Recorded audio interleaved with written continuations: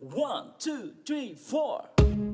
Bismillahirrahmanirrahim. Assalamualaikum warahmatullahi wabarakatuh.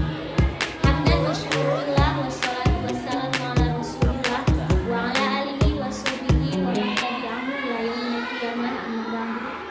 Bapak dosen hadis tarbawi, Bapak Udin Hamdanipah, SPDI MPD yang saya hormati, dalam video ini akan saya paparkan sedikit tentang taubatnya seorang pembunuh.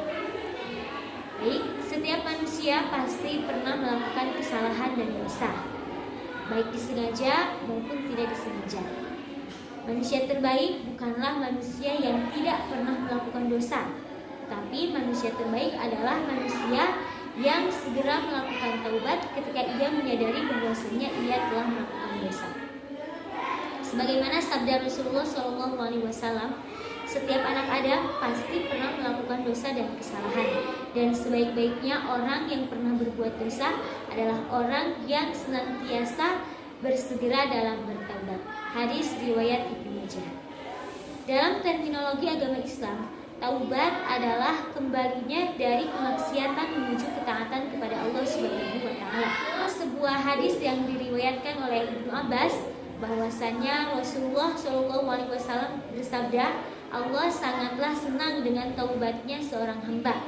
Senangnya melebihi orang yang menemukan air ketika ia sedang dalam kehausan. Gembiranya melebihi gembiranya seseorang yang dikaruniai anak setelah lama menanti, dan senangnya melebihi seseorang yang kehilangan barang kesukaan lalu ia menemukannya. Gambaran yang Rasulullah bawakan dalam hadis tersebut menjelaskan bahwasanya Allah sangatlah senang dengan taubatnya seorang hamba. Tidak peduli seberapa banyak dosa yang seorang hamba lakukan, seberapa membunuh dosa yang seorang hamba lakukan, Allah akan senantiasa menerima taubat seorang hamba asalkan ia benar-benar taubat dengan sebenar-benarnya. Diceritakan dalam sebuah hadis yang saya temukan di kitab Riyadhus Shalihin nomor 22. Hadis ini diriwayatkan oleh Abu Sa'ad bin Malik bin Sinan Al-Khudri bahwasanya Rasulullah SAW bersabda, "Kana fi man qablakum rajulun qatala tis'atan wa tis'ina nafsan." Diceritakan bahwasanya ada laki-laki di zaman dahulu, tepatnya di Bani Israel, ia telah membunuh 99 nyawa. Fasa'ala an ahli abdi, kemudian dia bertanya tentang seseorang yang paling alim di muka bumi. Fadullu ala rahibin, kemudian dia ditunjukkan kepada seorang rahib. Rahib itu adalah taat beribadah atau seorang yang suka beribadah di kalangan manusia.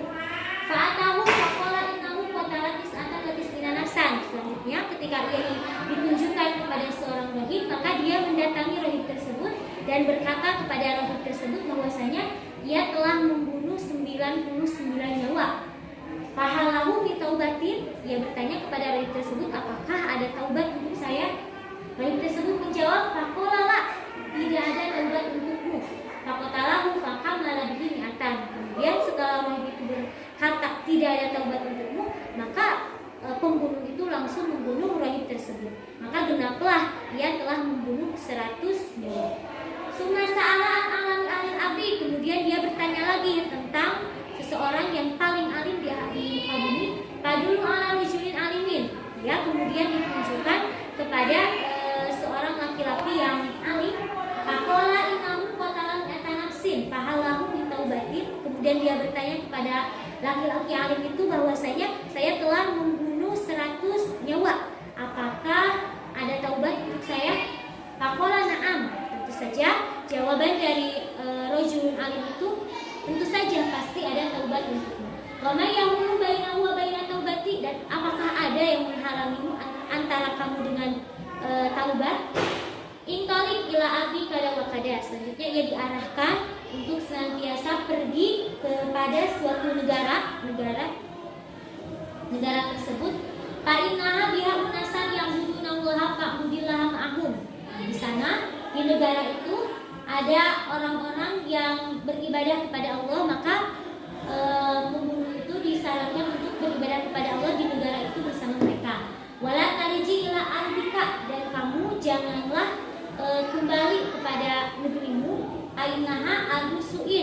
memberitahunya negerimu itu adalah negeri yang buruk. Fantolaqo hatta idza istaqarin. Nah, selanjutnya memburu itu negara yang ditunjuk oleh Rajulun Alim.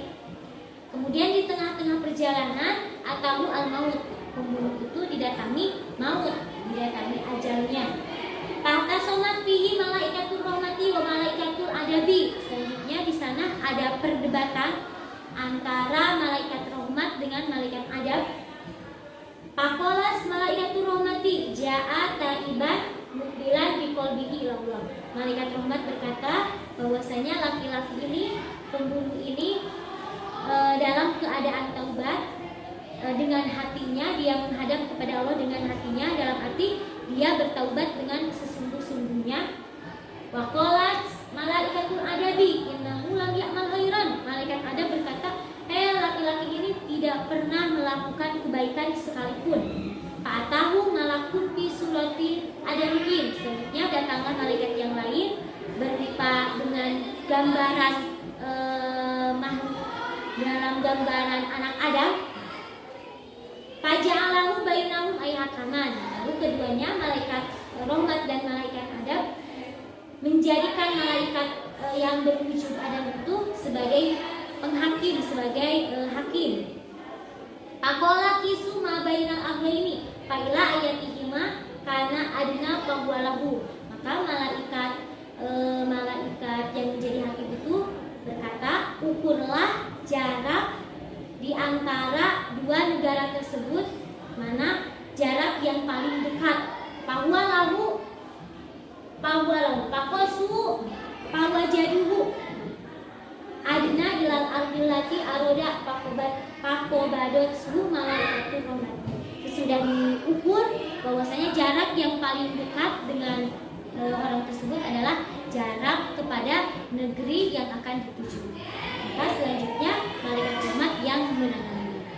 Dari kesimpulan dari hadis yang tadi saya bacakan, bahwasanya seberapa besar dosa yang telah kita lakukan, seberapa banyak dosa yang telah kita lakukan, apabila kita benar-benar ingin bertaubat, ingin kembali kepada Allah dengan taubat yang sebenar-benarnya, maka Allah akan senantiasa mengampuni dan mengampuni. Sekian dari saya, mudah-mudahan dapat diambil manfaatnya. Wassalamualaikum warahmatullahi wabarakatuh.